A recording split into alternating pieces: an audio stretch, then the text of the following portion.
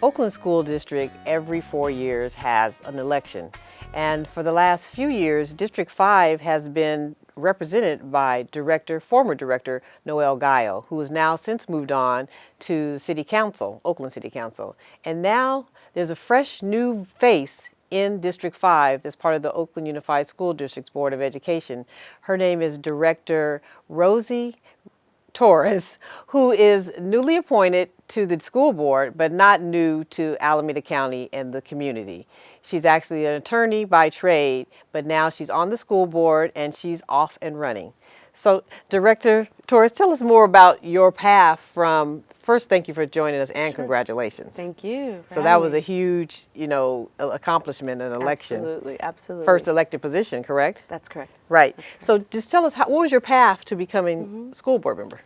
So it wasn't a path that I set out for myself, or it wasn't something I was charting.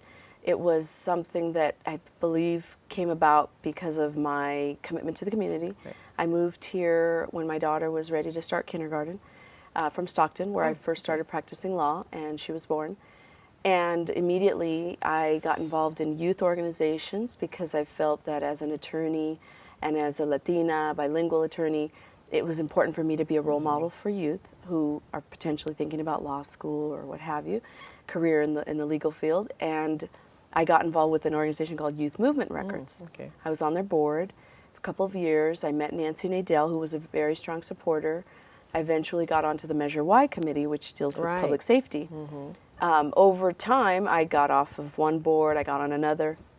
Eventually, my law firm grew.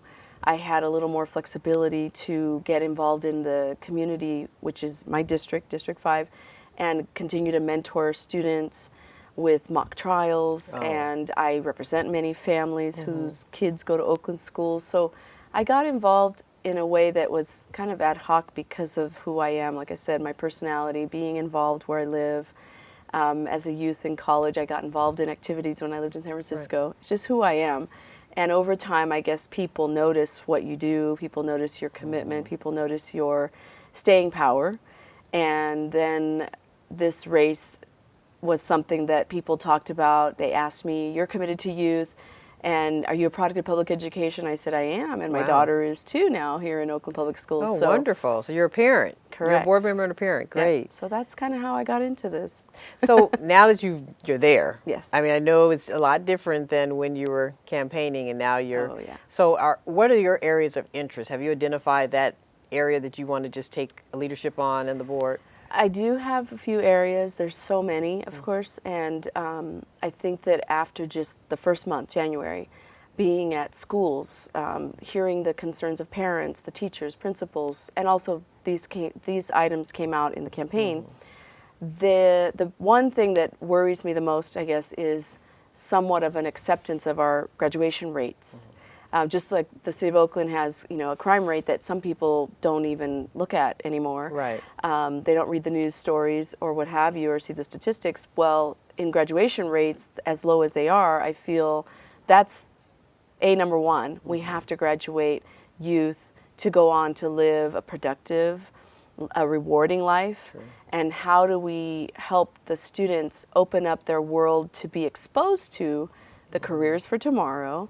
The fact that we have something like 3 million STEM-related jobs unfilled right now with American citizens is worrisome, because we now know we have a magnet that we can funnel students towards high-paying jobs. I wasn't exposed as a product of a single-parent home in Stockton, where I grew up. I wasn't exposed to career women, and especially not career women of color, until my late teens. Which is how I met attorneys, stockbrokers who were African-American women, and I met these people, and my eyes were your world opened up to the possibility that you could be one of those great women, right? So when so when I talk to students in these mock trials, and they say, Ms. Torres, I'd like to shadow you in court, and I say, come to court and see how few of us are in court on this side of the fence with the briefcase. And so the fact that our students aren't exposed, maybe by their own family, by their environment, that's a critical factor of making them want to have a goal of getting A's, passing their KC test, taking a strong SAT test.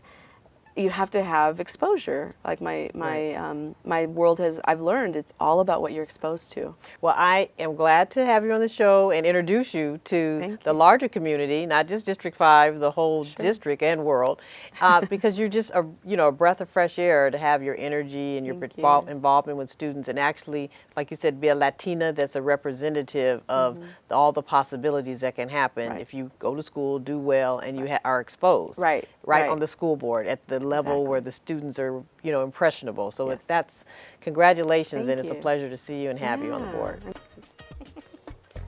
You've been watching Spotlight with Shonda Scott. Our spotlight today is on our newly elected board member, Director Rosie Torres of the Oakland Unified School District's Board of Education, where we have community schools and thriving students. Thank you for joining us.